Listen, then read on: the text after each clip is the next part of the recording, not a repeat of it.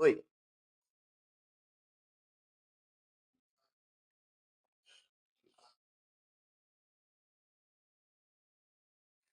Não, não, não, não.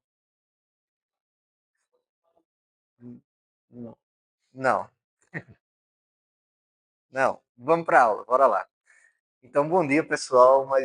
Mais uma vez, vamos para a nossa 24ª aula de arquitetura de computadores. Hoje vamos tratar mais um pouco sobre o pipeline, né? Nas últimas aulas vimos uma visão geral, uma introdução do que seria o pipeline, quais são os seus principais componentes e vimos que dentro do próprio pipeline existem alguns problemas de como ele funciona. Por exemplo, quando há disputa, né, por um bloco funcional ou quando há disputa por algum dado disponível no meu pipeline, né? Então, vimos que quando há essas disputas, existem algumas estratégias que devem ser adotadas. Por exemplo, se é disputa de um bloco funcional como a LU, a gente poderia adicionar uma outra LU para suprir essa disputa, né? Então, cada um mandava seu comando para uma LU e ele resolvia o problema. Então, vimos também, em questão de projeto, como balancear essa questão, porque se esse bloqueio que chamamos de hazard acontecer, temos que ver qual é a frequência com que ele ocorre. Por exemplo, se no caso ele ocorre uma vez a cada 1 milhão de ciclo, não faz sentido nós colocarmos um bloco novo para suprir essa necessidade, né? E com isso, existem outras estratégias, como, por exemplo, de incluir bolhas, que nada mais é do que fazer com que a operação subsequente espere a anterior acabar, né? Então, se ele há uma disputa, nós pausamos o processo da operação subsequente, que estaria dentro do nosso pipeline, esperaria a operação, a instrução anterior acabar e desalocar o recurso daquele bloco, para só assim utilizar aquele bloco funcional ou aquele dado, né?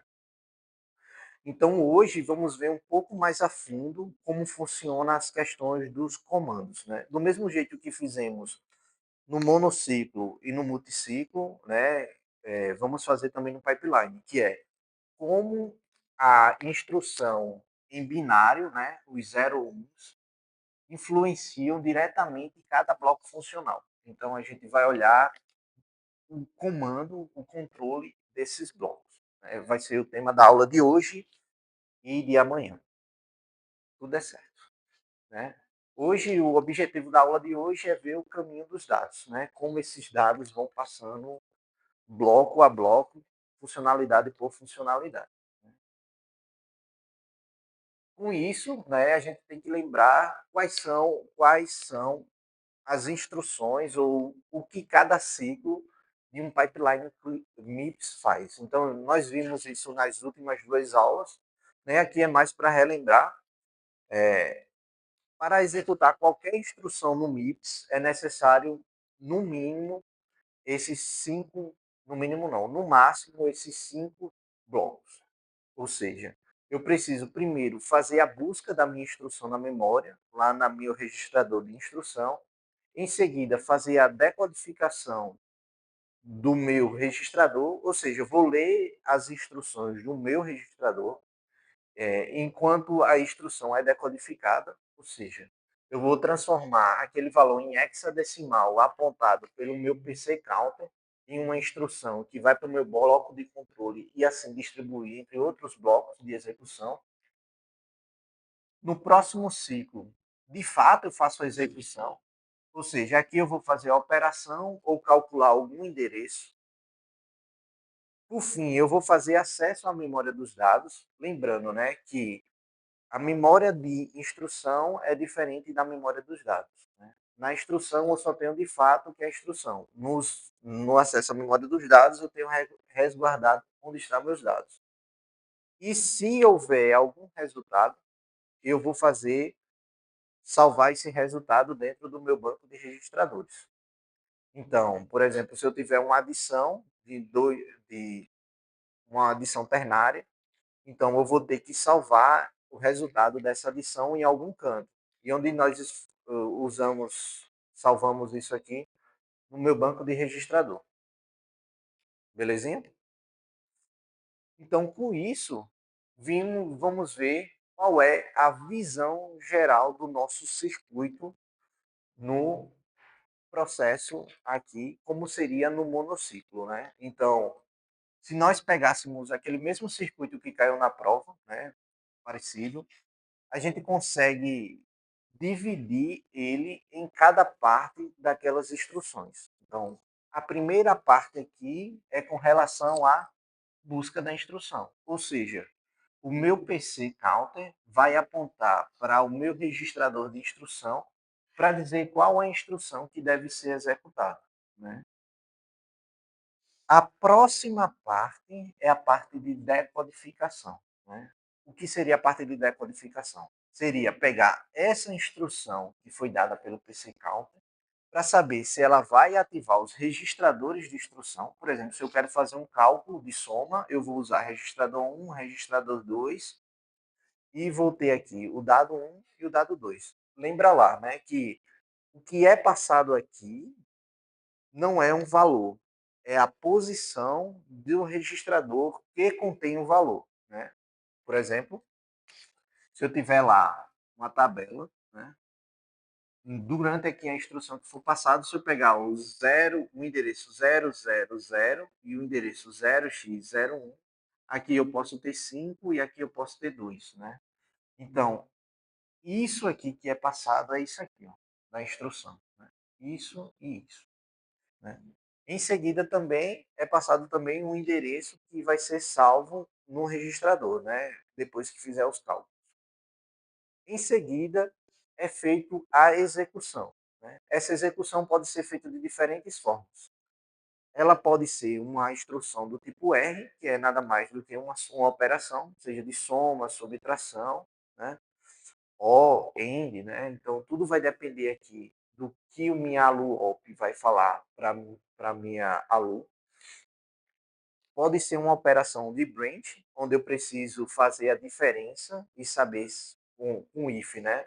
Saber se minha flag de zero está ok ou não, para assim fazer o desvio condicional.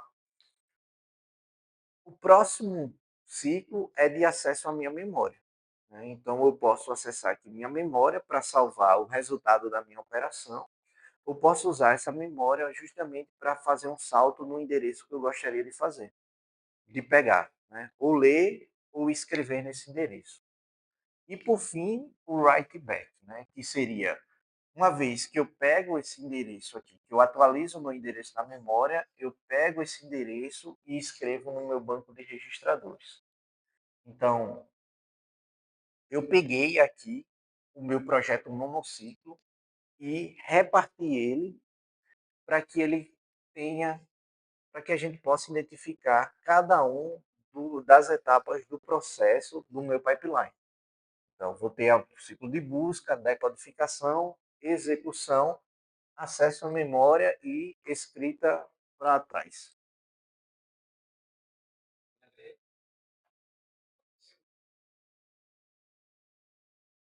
Ainda não. Sempre na próxima nota eu coloco a nota anterior.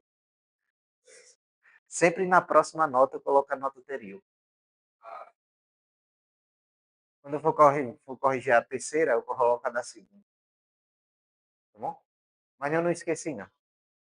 Igual da primeira. A da primeira eu já coloquei. Quando eu coloquei a nota da segunda, eu corrigi e botei a nota da terceira. Oh, eu coloquei a nota da segunda, eu coloquei os pontos referentes ao trabalho da primeira. Só para não me perder. Depois, eu coloquei, eu não lembro se eu coloquei ou não coloquei. Mas vai estar lá. Enfim, daqui a gente já consegue perceber algum dos problemas, né? Desse pipeline aqui.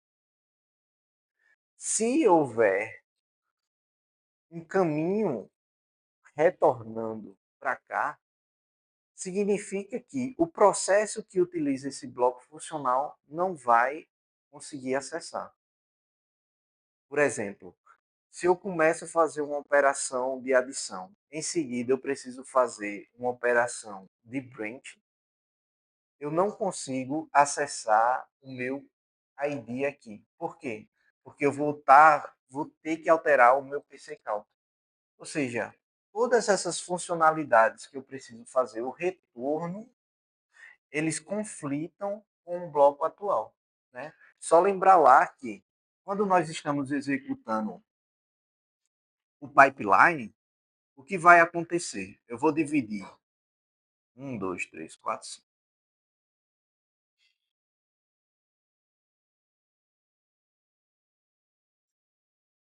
Então, quando a gente está executando um pipeline, eu estou executando cada um desses blocos em sequência.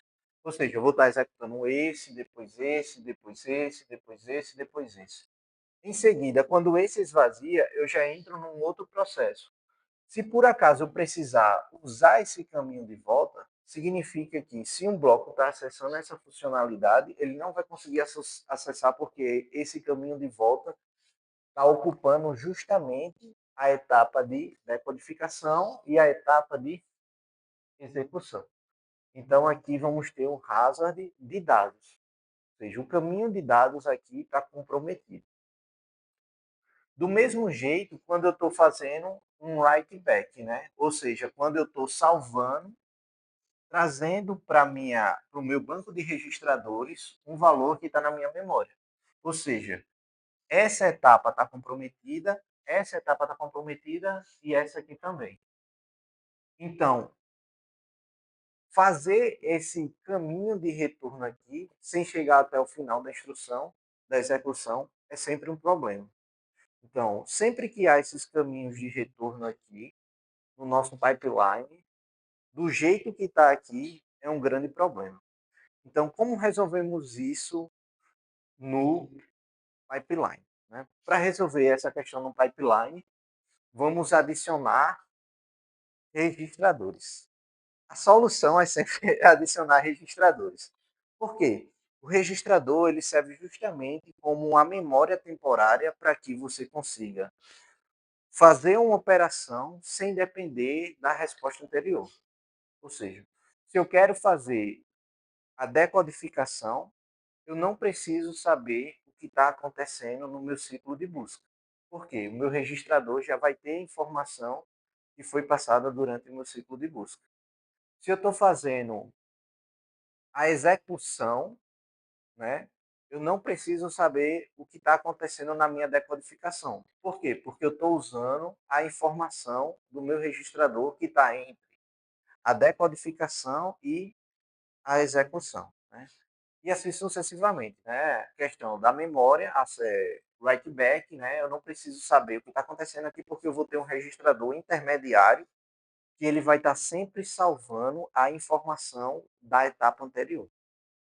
Então, para facilitar a nossa vida, né, isso aqui, a gente vai chamar os registradores sempre com a etapa anterior barra a próxima etapa. Ou seja, esse registrador aqui vai ser IFD. Por quê? Porque ele pega parte da informação do IF e transporta para o meu ID. Ou seja, parte da informação que é do ciclo de busca, ele vai passar para o meu ciclo de decodificação.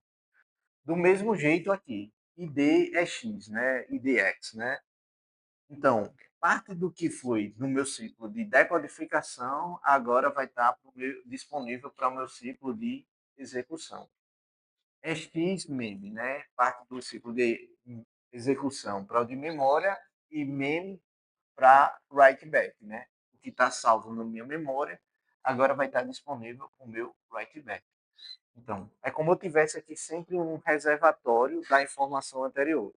Então, quando o ciclo de clock aqui termina, essa informação é salva nesse banco de registrador e fica disponível para a etapa anterior. Com isso, a gente consegue não ficar dependente de que o ciclo chegue até o final de execução. E esses caminhos aqui de retorno, eles ficam livres para acontecer. Por quê?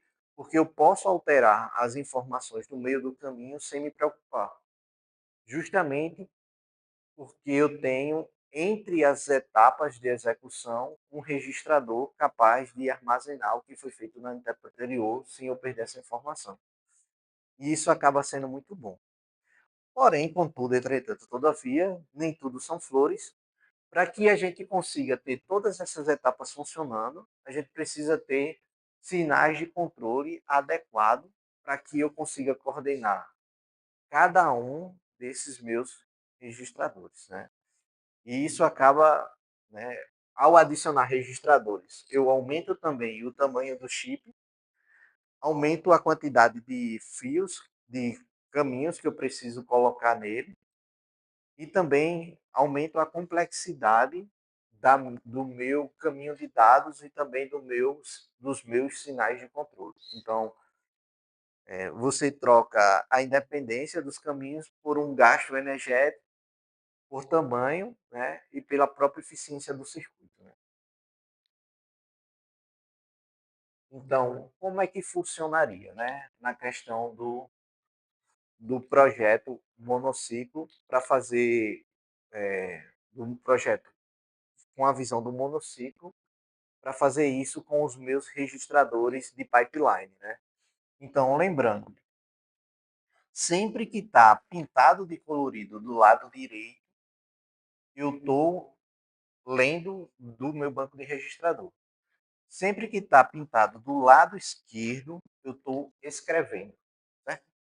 Então, do lado direito, estou lendo, do lado esquerdo, eu estou escrevendo. Então, nesse caso, qual é a que a gente vai fazer com a load word, certo? O primeiro passo é fazer a busca da instrução. Então, o meu PC vai estar aqui. Assim que eu faço a busca, eu faço uma leitura do meu banco de instruções, do meu registrador de instruções, do meu IR. Esse valor aqui que vai estar no IR, ele vai estar salvo agora no meu registrador IF-ID. Então, eu faço a busca, incremento mais 4 no meu PC Counter e agora salvo o valor da minha instrução no meu registrador IF-ID. Né? Beleza? Agora eu já não dependo mais disso, porque nesse ponto aqui, o valor que estava salvo aqui, agora ele está salvo temporariamente nesse buffer aqui no meio. Em seguida, ó, lembrando, se está pintado do lado direito, significa que eu estou fazendo uma leitura. Certo? Antes, eu estava fazendo uma escrita no meu IFD. Ó, antes, eu estava fazendo uma escrita aqui, ó, só está do lado direito, ou esquerdo, azul. Agora eu estou do lado direito. Significa agora que eu estou fazendo uma leitura. Né? Está aqui do lado direito. Então, eu vou ler essa instrução que está aqui salva no meu buffer. E agora eu vou fazer uma leitura também dos meus registradores de instrução. Né? Então, esse comando que estava aqui, eu vou ler agora e vou salvar agora no meu IDEX. Lembrando que, por se tratar de uma operação de load word, eu preciso incrementar 16 bits, né, para se tornar 32, justamente, e salvar esse valor do meu registrador, que está aqui, dos meus dados do meu registrador, do meu banco de registradores, agora nessa memória temporária que está entre um e outro. Né? Então, note, o que estava sendo usado no ciclo anterior, que é o PC, o ADD e o IR, ele já está disponível para uma próxima instrução. Então, eu poderia colocar em sequência uma próxima instrução aqui, ele conseguiria já operar aqui sem necessariamente depender de tudo que está acontecendo lá. Ele já conseguiria fazer essa operação. Beleza? Agora, o que eu li aqui, agora eu estou escrevendo nesse registrador. Lembrando, ó, tudo que tiver pintado do lado esquerdo, colorido, eu estou escrevendo. Né? Do lado direito, eu estou lendo. Em seguida, o que eu vou fazer? Eu vou ler agora do meu IFEX e fazer a execução da minha operação. Né? Nesse caso aqui, eu vou pegar essa execução da minha operação e salvar agora no meu buffer de memória, ou seja, no EX-main. Então, essa parte aqui já está toda livre para entrar em outro ciclo, em outra instrução.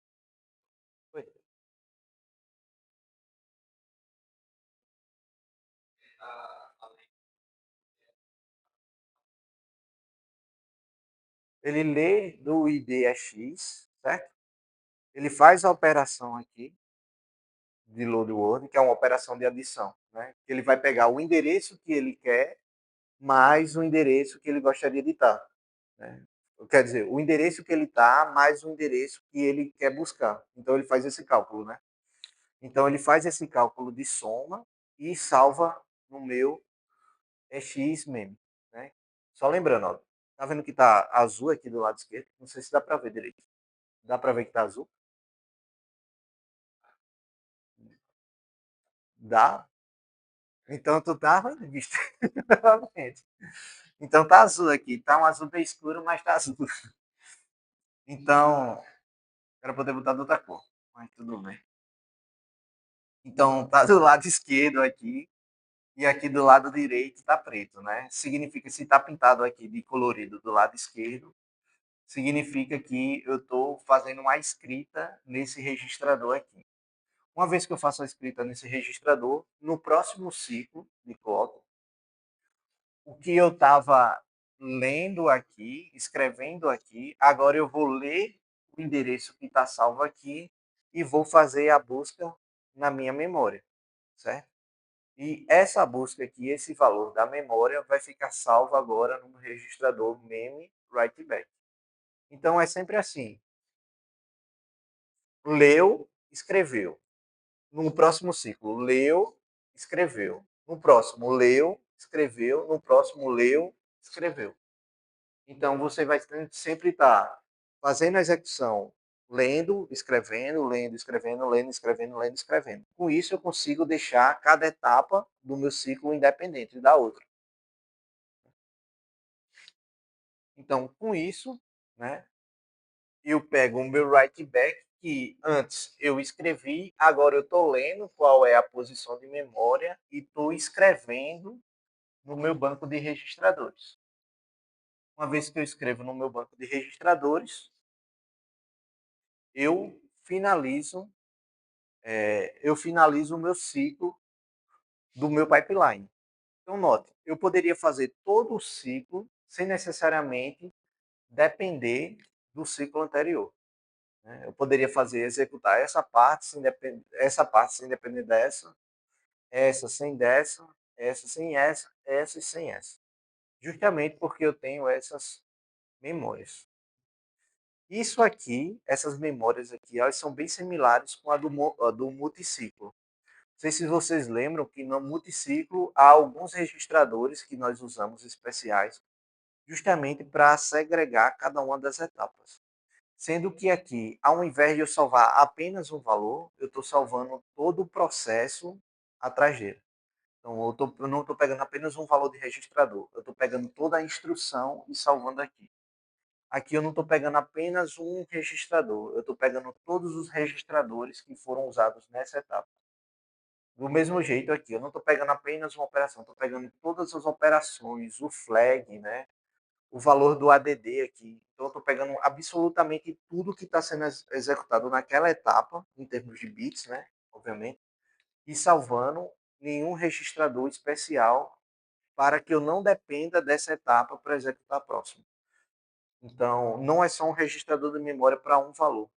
É um banco de registradores usados justamente para a gente ter todas as informações armazenadas. E com isso vem uma característica bem particular do pipeline, que é cada registrador desse ele possui uma quantidade de bits especiais. Por que definiram assim? Isso vai de arquitetura para arquitetura. No MIPS multiciclo, projetaram que o IF-ID ele tem 64 bits. Então vocês notam que são números bem cabalísticos assim, né? Não, aqui eu tenho 64 bits, seria 2 vezes 32 bits, né? Aqui do ID EX já não tem nenhuma explicação, que é 138 bits. Mas eles projetaram para ser assim. Não tem uma explicação razoável, né? Questão de próprio projeto para diminuir o tamanho da placa, diminuir a quantidade de energia. Então foi a menor quantidade de bits que ele conseguiu usar para isso. Em seguida é XMEME para 102 bits e MEME write back 69 bits. Então, cada um vai ter uma quantidade de bits justamente bem definida. Obviamente, o IDEX é esperado que tenha mais bits mesmo, para que eu possa armazenar os valores de cada um desses registradores e também o valor que vai ser armazenado de volta no meu write back aqui. Então, realmente ele precisa ser bem maior do que os outros, né? Como o primeiro e o último. Bem como também o da memória, né? Obviamente aqui eu já não preciso de tantos bits, porque aqui eu já não vou pegar mais os resultados dos registradores que estão aqui. Mas eu preciso armazenar a flag, o resultado e a posição de memória, né? E o valor do ADD aqui. Então eu não preciso mais armazenar todos os 3 registradores utilizados para fazer cálculo, né? Então eu consigo diminuir 36 bits nessa questão. E já da memória, eu só preciso salvar aqui qual o valor do resultado. Então eu teria cada um dos resultados aqui e qual a posição de memória que deve ser salva aqui. Então eu vou ter um valor do resultado, posição de memória e a flag. Então o que eu preciso salvar aqui no meu banco de registradores. Tranquilo? Mais ou menos. Tá. Eu já clareia mais, ou não, prometo. Então, com isso, vimos que para que o pipeline funcione, é necessário que cada etapa só comece quando um bloco funcional anterior termine. Por exemplo, se eu estou fazendo um- uma busca na instrução aqui, eu preciso que ela finalize e salve no meu registrador para que eu consiga começar o próximo. Do mesmo jeito, ó. Então eu vou ter a busca da instrução no primeiro ciclo, salvo no meu registrador. No segundo ciclo, eu faço a decodificação, salvo no registrador. Opero com a LU, salvo no registrador. Então, esse resultado aqui do registrador, ele vai ser sempre lido pelo bloco anterior, ou pelo bloco subsequente, né? Então, essa memória aqui, ela vai ser conservada. Obviamente que quando chega uma nova operação, essa memória aqui, ela já é limpa e salva um novo valor, né? Então, vamos ver como funciona todas essas etapas agora no multiciclo, né? Então, por exemplo, aqui eu vou ter uma load word, uma, uma, uma leitura, carregamento de Word, né? Uma salvamento não, uma escrita de Word, uma adição e uma subtração, né? Em cada um dos ciclos. Então, a primeira parte aqui é justamente fazer. Se eu estou fazendo uma leitura dessa Word, o que eu vou fazer? Eu vou pegar o meu PC, o valor que está no meu PC, e vou fazer a leitura do meu banco de instrução. Esse resultado da leitura do banco de instrução, ela vai ficar salva aqui no meu buffer temporário IF e D, né? No próximo ciclo, né? No próximo ciclo, o que eu vou fazer?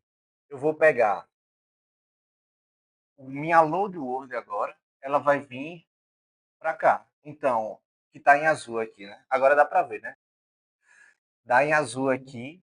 Agora, o que eu estava feito a escrita antes, agora eu vou fazer a leitura dele. Então, eu vou ler o que está aqui no IFD e vou fazer a escrita desse aqui. A próxima instrução do pipeline, que é o SW, ele agora já pode utilizar o meu PC Counter, né? E esse PC Counter eu utilizo aqui justamente para fazer a leitura da minha instrução. Então, eu vou ler a instrução que está aqui e vou salvar agora no meu IFD, né? Lembrando, essa memória aqui, ela tem dois caminhos. Ela tem um caminho de escrita e um caminho de leitura. ela não só tem um caminho só de escrita nem só de leitura, ela tem um caminho de escrita e de leitura, porque no mesmo ciclo de clock, quer dizer, no outro ciclo de clock, um valor precisa ser escrito e precisa ser lido ao mesmo tempo. Então tem que se atentar a isso. Só é possível porque é isso, né? Senão a gente ia ter que ter um caminho, um ciclo para ler, aí um ciclo vazio e um ciclo para escrever, né? Não faz sentido. É como você tentar se inscrever por cima de uma linha, tipo, numa página e na outra página ao mesmo tempo, né? Você precisa escrever numa página, virar a página e escrever na outra, né? Não tem como fazer isso. Então, beleza? A próxima etapa é do ADD. Então, o meu load word, antes que estava lendo desses registradores aqui, ele agora vai estar escrevendo no ciclo anterior. Ele escreveu aqui, né? Escreveu no meu ID é X e o meu SW escreveu no meu IF ID, né? Agora, se ele escreveu aqui, no próximo ciclo, essa instrução vai vir para cá e essa instrução aqui vai vir para cá. Ou seja, essa instrução que estava no ciclo de busca vai vir para o ciclo de execução. A instrução que estava no ciclo de busca vai vir para o ciclo de decodificação. A instrução que estava no ciclo de decodificação agora vai vir para o ciclo de execução, né? E a instrução e a próxima instrução do ADD vai vir para o ciclo de busca. Então, vai vir para o ciclo de busca, vai realizar a busca e vai salvar no meu IF-ID aqui. A operação que estava fazendo o ciclo de busca, agora vai vir para o ciclo de decodificação. Então, eu vou pegar os registradores que estavam aqui e vou salvar agora no meu ID EX. Então, vai ficar salvo aqui no meu ID EX. O load word que estava no meu ciclo de decodificação, agora vai vir para o meu ciclo de execução. Então, ele sempre vai caminhando assim, né? Então, no próximo ciclo agora, no próximo ciclo de clock, o que vai acontecer? A minha subtração vai vir para cá, para o ciclo de busca. A minha adição vai vir para o ciclo de decodificação. A minha story word vai vir para o ciclo de execução. E a minha load word aqui vai vir para o ciclo de memória, né? Então, note que aqui eu já escrevo no meu IFD. Nesse ciclo aqui, eu estou lendo do meu IFD e fazendo a busca no meu banco de registradores, no registrador de instrução, e salvando no IDEX. Uma vez salva no IDEX, a minha story word vai fazer a leitura do meu IDEX, fazer a operação que ela tem que fazer e salvar o resultado no meu EXMEM. Uma vez que eu salvo o resultado no EXMEM, está salvo aqui, esse bloco aqui já pode ser liberado, isso aqui já pode ser liberado, isso aqui já pode ser liberado. Porque toda a informação que eu estava usando aqui já foi salva cá, todas que eu já usei aqui já foi salva nesse próximo buffer, e todas que eu fiz aqui também já foi salvo aqui. Então, e tudo que eu fiz aqui também na minha load word também já foi salva no meu memory write back, né? Então eu posso já dar mais um ciclo de clock. Então, essa primeira parte, como nós não temos mais nenhuma instrução, ela fica disponível. Se tivéssemos centenas de instruções, vai passar o dia fazendo instrução, né? Só basta 4 para vocês verem como é que funciona. Então, isso aqui já fica disponível para uma outra instrução. O resultado da minha subtração aqui, ele já não depende mais do que está aqui, porque ele já está salvo no meu IFD. Então, ele vai ler do meu IFD e salvar no meu IDEX. A minha load word que estava aqui, ela já está fazendo agora o ciclo de write back, que é pegar a informação que está salva aqui e trazer para minha memória. Então eu consigo, no mesmo ciclo de clock, aquele problema que eu tinha anterior de utilizar o mesmo bloco funcional, já não tenho mais. Porque ao dar um pulso de clock, eu consigo fazer a escrita, eu consigo fazer a leitura ao mesmo tempo com que eu faço a escrita. Então note aqui, ó, qual o lado que está pintado de azul? O esquerdo. Então, se está pintado o esquerdo, significa que eu estou escrevendo no meu bloco. Se está pintado do lado direito, significa que eu estou lendo no meu bloco. Então, eu fiz essa leitura da informação e já salvei aqui no meu ID EX. Do mesmo jeito, a operação de ADD já foi executada na minha ALU e já foi salva no meu EX mesmo. A operação de memória do meu Store Word já foi feita aqui. Note, ele está fazendo do lado esquerdo, significa que ele está escrevendo. Então, ele já fez a escrita da minha Word aqui na minha memória e a informação, e já deixei disponível aqui a informação no meu registrador Memory Write Buff e também em azul aqui, que é meu Load Word, já está sendo feito aqui o caminho para ser salvo no meu banco de registrador. Então, foi.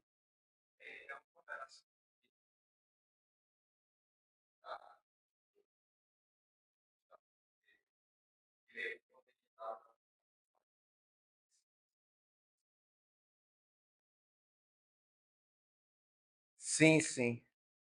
A gente vai ver isso nas próximas aulas, que é um hazard de dados.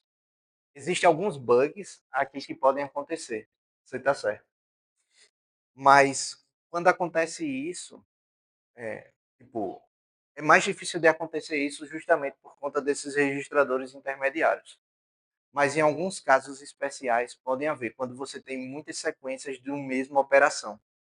Então, existem algumas estratégias que não é da arquitetura da minha CPU fazer. É o próprio compilador, quando vai gerar o número binário para fazer esse processo aqui, ele consegue resolver.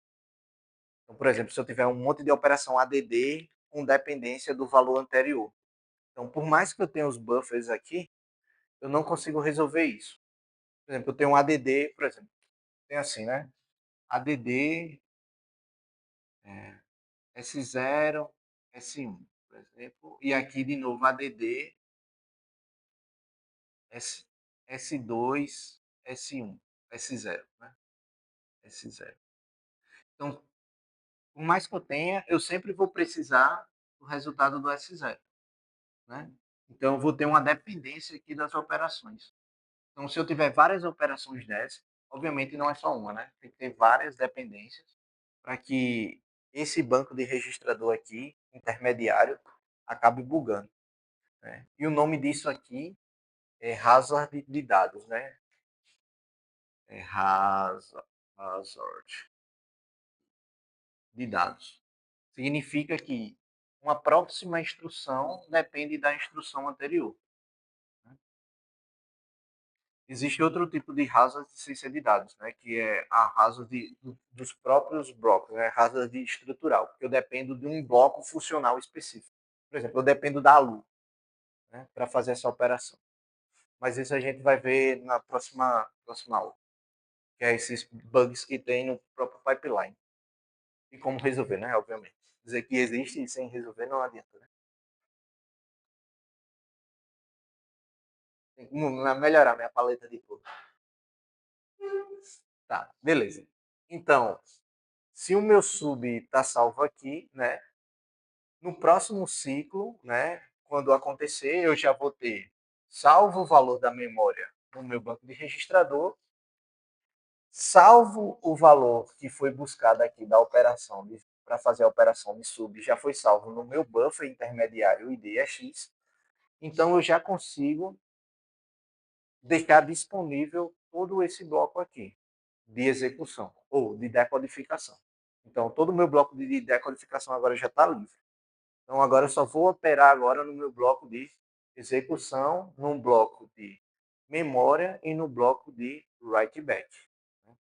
Então, No bloco de execução, aqui, o que eu vou fazer? A operação de subtração. Então, só vou utilizar a LU e utilizar esse MUX aqui, justamente para passar qual o endereço que eu quero fazer a subtração e salvar no meu banco de registrador, né? O resultado. Então, nesse caso aqui, eu já não faço mais acesso à memória, porque a operação de sub e de add não faz acesso à memória. Quais são as operações que fazem acesso à memória? Load word, store word, né? Ou seja, ou eu estou lendo da memória, ou eu estou escrevendo na memória, que não é o caso do sub e do add. O resultado do sub e add é escrito aonde? No meu banco de registrador. Então, aquela informação do meu add aqui, ela vai vir para cá, né? Agora, essa informação vai vir e vai ser escrita no meu banco de registrador, vai ficar disponível. Por que a gente faz isso? Por conta daqueles dois critérios, o critério espacial e o critério temporal. Nesse caso aqui, qual desses dois critérios? Temporal. Se nós fizermos essa operação agora, provavelmente a próxima operação pode depender desse valor do meu banco de registrador, que está no meu buffer, né, no meu cache, né, que seria a minha memória cache. Eu não preciso fazer todo o ciclo de busca na minha memória RAM, trazer para a memória cache, para só depois da cache fazer a operação. Então, toda operação de add e de subtração, o seu resultado é salvo no meu banco de registradores, sempre. Né? Nunca esqueçam disso. Então, eles ficam sempre salvos aqui no meu banco de registrador. Em seguida, a operação de subtração fica aqui disponível. Está aqui para leitura e aqui para escrita. Né? Então, no próximo ciclo, a operação de add já salvou o seu valor no meu banco de registrador e agora a operação de subtração vai fazer a escrita no meu banco de registrador também e deixar disponível. Então, uma vez feito isso, acaba o ciclo de dados. Né? Então, note, tínhamos quatro operações. Né? Quatro operações. Deixa eu só ver qual é o próximo aqui. Tínhamos quatro operações, que era load word, store word, add e subtração. Se fôssemos fazer uma a uma no monociclo, eu ia precisar de uma, duas, três, quatro, cinco. Então ia ser 5, 10. Aqui não conta, né? Porque não está usando isso aqui. 10, 14, 18 operações. 18 ciclos de clock para fazer todo o caminho. Se fosse fazer no monociclo. Por quê? Eu preciso acabar essa, depois que eu acabo essa, eu começo essa, depois que eu acabo essa, eu começo essa, e assim sucessivamente. Né? Já quando eu utilizo o pipeline, agora, ao invés de eu ter 18 ciclos de clock para fazer essas quatro instruções, eu só vou precisar agora de 8 ciclos de clock. Então, isso é uma redução de... Quanto é 8 dividido por 18? Vou tentar para o celular, calculei rapidinho. 8 dividido por 18. 8 dividido por 18 dá... Se fosse por 9, daria 50%, né? 0,44, redução de 65%. Né? 65% do tempo de execução. Obviamente, se eu reduz 65% do tempo de execução, estou reduzindo 65% de energia e do tempo, obviamente, do tempo de execução, tempo de alocação dos recursos. Eu estou reduzindo a temperatura do meu microcontrolador, porque eu não preciso usar tanta CPU.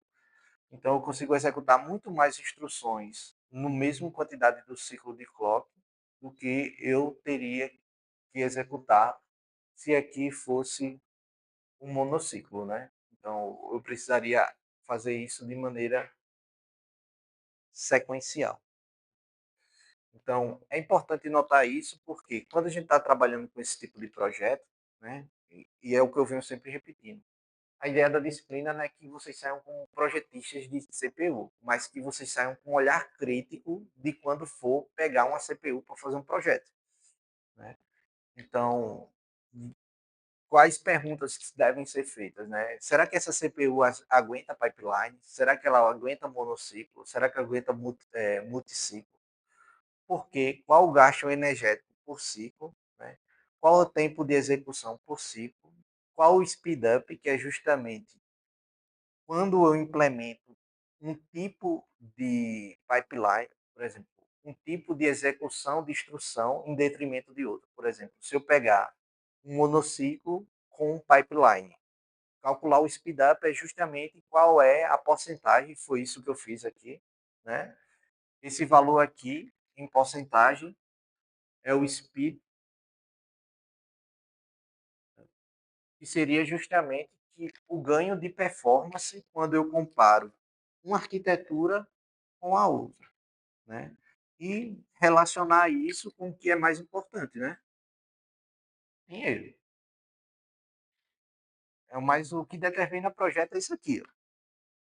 Dinheiro. Se você conseguir chegar num bom faixa de velocidade de execução e valor monetário mesmo para executar aquele projeto, significa que você está analisando bem o projeto que você está querendo desenvolver, né?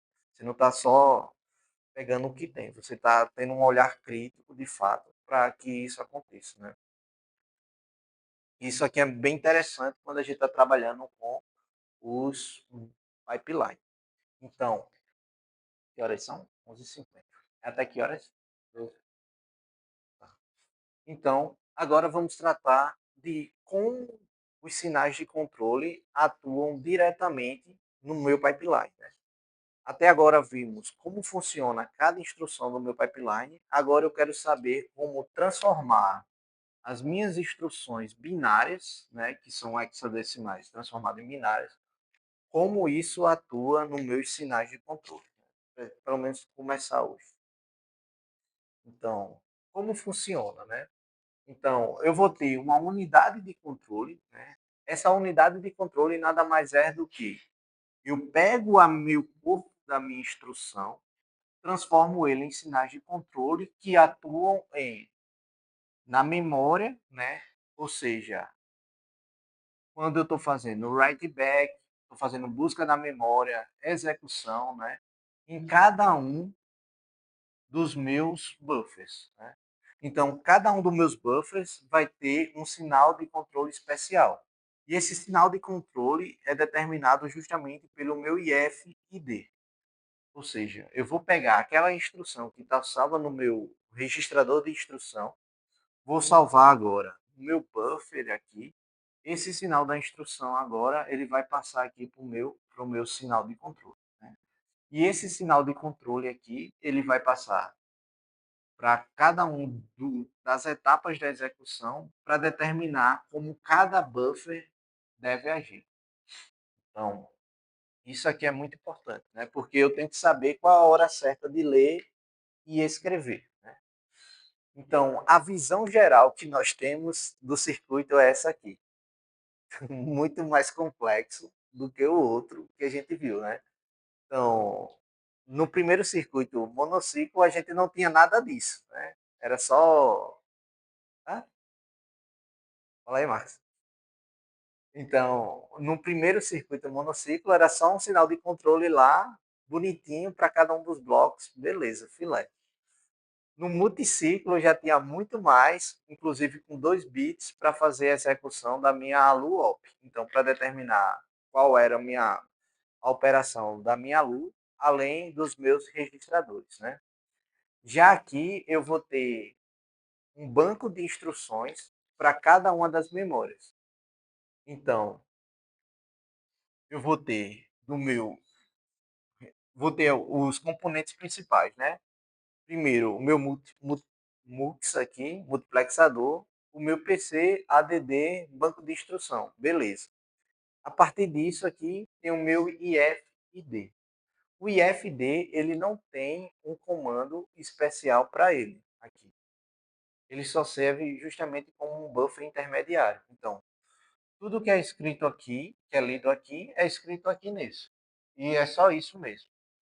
Porém, a partir dele é que surgem os controles de instrução. Né? Então, esse controle de instrução, eu vou ter um bit para o meu ID EX, para o meu EX meme, para o meu meme write back. Né? Desse aqui, né, eu vou ter intercambiando, né, dessa seção do ID EX para cá, do memória para cá, para memória, e do execução agora para cá, ó, onde eu vou comandar minha aluop e meu multiplexador. Ou seja, antes eu tinha apenas um bloco de controle. Ou seja, eu tinha um bloco de controle com sinais de controle e aqueles sinais de controle ia para todo o circuito. Agora não, eu tenho um bloco de controle que manda sinais para outros blocos de controle. Ou seja, eu tenho o meu bloco de controle que manda sinal para cá e cada um desses blocos de controle mandam sinais para outras partes do meu circuito.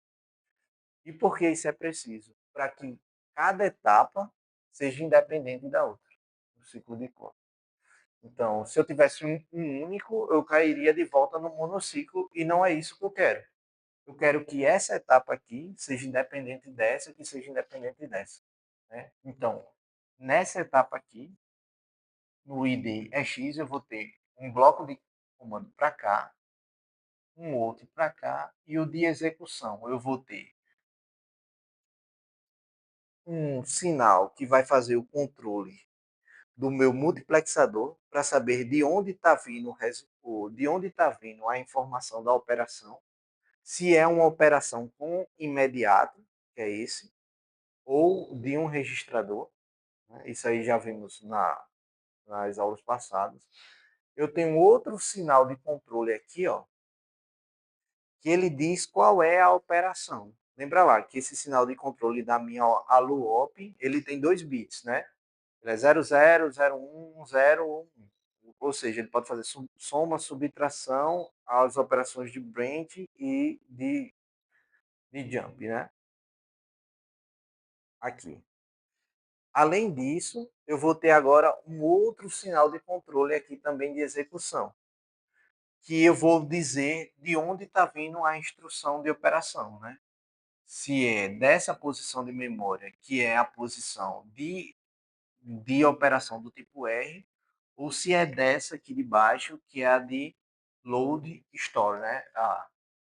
Desculpa. Se é a de jump ou break, né? Então, eu vou ter 2 caminhos aqui. E quem comanda tudo isso é um pequeno bloco de controle dentro do meu buffer ID EX. Em seguida, eu vou ter no EX meme, eu vou ter um comando para fazer o branch, né? E com o sinal de 0, a end, né? Se aqui for 1 e aqui também for 1, então significa que é uma operação de branch e que o sinal de comparação está ok. Então eu posso mandar aqui para o meu PC source o sinal para incrementar o meu PC. Né? Além disso, eu também tenho este sinal aqui, ó, que ele comanda a escrita na minha memória e o outro sinal que ele faz a leitura da memória. Ou seja, eu tenho um sinal de leitura e um sinal de escrita que é controlado pelo meu bloco EX meme, né, que recebe o sinal do meme aqui. Então esse sinal passa para cá e faz esse comando aqui de operação de leitura ou escrita da memória, se é uma leitura de branch ou store, né? E o próximo sinal é o de write back, né? O write back ele vai determinar se o caminho que está vindo para cá, né? Ele vem daqui, né? Da operação do meu ADD, que é uma operação de branch, né? Lembra que ele faz uma operação de adição com a posição que ele gostaria de ter, adiciona aqui e esse valor aqui é salvo no meu registrador. Ou ele está pegando esse caminho aqui da minha memória de jump e está vindo para cá, né? Está fazendo o write back, né? Então ele está pegando esse mesmo valor na memória e salvando aqui. Então se torna extremamente mais complexo do que o monociclo e o multiciclo juntos. Já deu para perceber isso, né? Então, recomendo fortemente que vocês revisem esse caminho em casa. Para vocês, eu sei que é meio complicado de ver assim no quadro grandão, mas o ideal é que vocês vejam para onde está vindo os sinais e o que eles comandam e o que eles fazem, né? Então, aqui a observação que eu falei antes, que é nós usamos esses registradores aqui justamente para passar os sinais de controle. Então, isso é um dos motivos que temos para que cada um desses registradores tenha um valor diferente de memória. Né? Essa é uma das explicações também. Né? Por isso que eu falei a questão de projeto. Que projeto? Para quê? Os registradores aqui, eles não só armazenam a informação da etapa anterior, mas eles também armazenam a sequência de bits de comando para a próxima etapa. Ou seja, se eu estou fazendo uma de load word, ele aqui vai estar contido os bits necessários para fazer quando for feita a leitura desse registrador, para que esse aqui consiga fazer as operações necessárias de load word ou de ADD. Do mesmo jeito, a questão da execução memória, né? Então, daqui para cá eu preciso armazenar quais são os sinais necessários para fazer essa execução aqui. E aqui sucessivamente. Aqui não precisa, porque daqui para cá eu não faço nenhuma etapa de execução. Eu só faço o quê? Pegar os valores que estão no meu registrador de instrução e salvar aqui, somente. Então, somente, né? Obviamente que quando eu salvo a instrução aqui, eu não, eu não salvo apenas os valores dos registradores que vão ser utilizados, mas vocês precisam lembrar que a instrução contém todos os bits de controles necessários para fazer as operações. Então, quando eu faço uma operação de ADD, eu vou ter lá 0, 1, 0, 0, 1, 0, 1, 32 bits. Nesses 32 bits, eu vou ter o valor do meu buffer, o valor do meu registrador de adição, do resultado, vou ter o meu, sei lá, o jump, a sequência do valor do jump, vou ter o valor onde eu vou armazenar meu resultado, e tudo isso, essa sequência de bits, não é só valores, é também a sequência de comando da minha instrução. Por isso que eu não preciso armazenar aqui e eu não tenho uma parte do registrador reservado para as instruções, porque ele é a instrução, só por conta disso, né? E por ele ser a instrução, né, eu consigo ir, como eu posso dizer, fragmentando essa instrução ao longo do ciclo. Então, o que eu precisava aqui para fazer execução, no próximo ciclo eu já não preciso mais. Então, esse bloco aqui morre, né? Então, o que eu precisava antes para fazer leitura de memória, que é essa parte aqui da memória, da execução, eu já não preciso mais. Então, eu vou precisar só do write back, que é o que eu preciso para fazer o write back efetivo. Então, daqui para cá eu preciso fazer write back, memória e execução. Fiz execução, execução morre. Agora eu preciso fazer o quê? Memória write back. Então, fiz memória write back, fiz memória, memória some. Agora eu só preciso fazer o quê? Write back. Então, eu só preciso dos bits necessários para fazer o write back. Uma vez que eu fiz o write back, não preciso mais nada. Reinicio o ciclo com todos os bits necessários de controle para fazer tudo de novo, né? Novamente. Beleza? Tranquilo?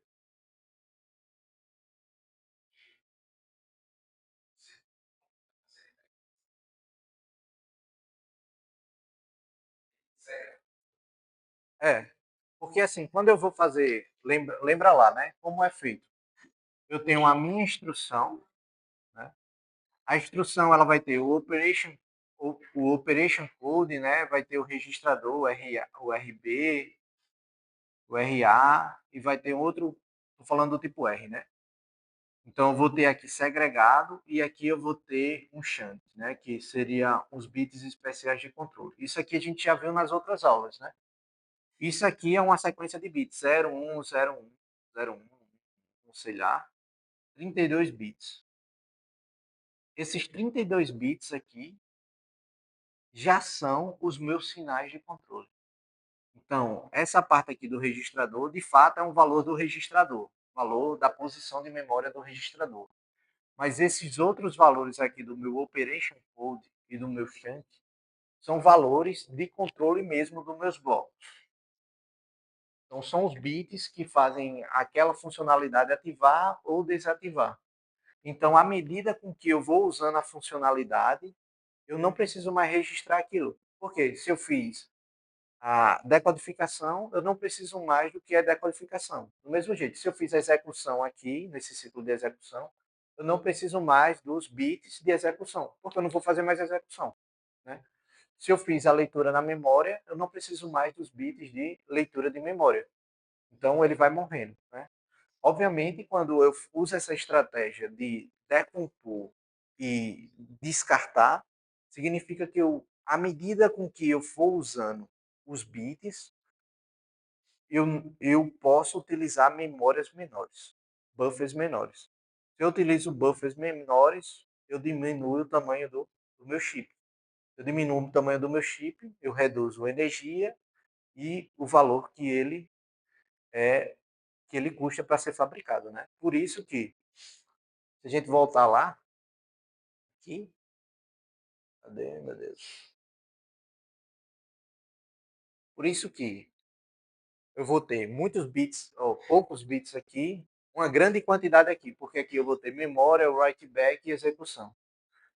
Aqui agora eu vou ter memória e execução. Aqui agora eu só vou ter write back. Entendeu?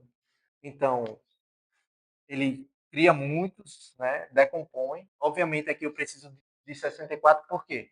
Eu vou ter os 32 que está salvo e os 32 do ciclo anterior. Por isso que é 64, entendeu? É, como eu falei, é de projeto, porque agora eu vou ter os valores que foram salvos aqui, os bits que estão aqui da etapa anterior e os bits de comando da próxima etapa. Então eu vou fazendo essa decomposição e vou cortando o que eu já usei. Né? Então fica mais, quando você chega no final, dá para entender por que são esses valores. Né? Mas, volto a repetir, é questão de projeto. Poderia ser tudo 64 bits? Talvez não. Né? Mas poderia ser tudo 138? Sim. Mas eu ia acabar tendo espaços vazios aqui que não iam ser utilizados. Então é sempre bom trabalhar no limite, assim. É 32, é 32, pronto, acabou-se. Nem mais nem menos. Né? A não ser que tenha um motivo muito especial para que você coloque mais 2 bits, mais 3 bits, enfim, né? Mas quando você começa a chegar mais no final, você. No começo tá ruim e no final piora, né? Mais ou menos isso.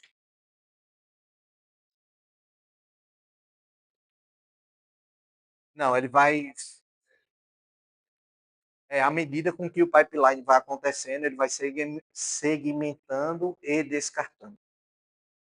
Os valores já estão lá. Ele distribui nos registradores e à medida com que ele vai executando, aqueles valores vão sendo descartados. Né? Para justamente ir ganhando outros valores que são das etapas, né? Cada etapa. Você precisa salvar os valores. Mas os valores de comando aqui, aqueles que estavam aqui em cima, se mantêm fixos, porque ele é da instrução. Então você precisa ter o dobro, né? Que é o da instrução atual que está sendo executada e da instrução anterior que está salvando nele. Então você tem um espelho, né? Um da etapa anterior e o da próxima etapa. E é isso, pessoal. Até aula que vem. Amém. Sim, fazer chamadinha. Rapidão. Só achar meu mouse aqui, que eu não sei, mas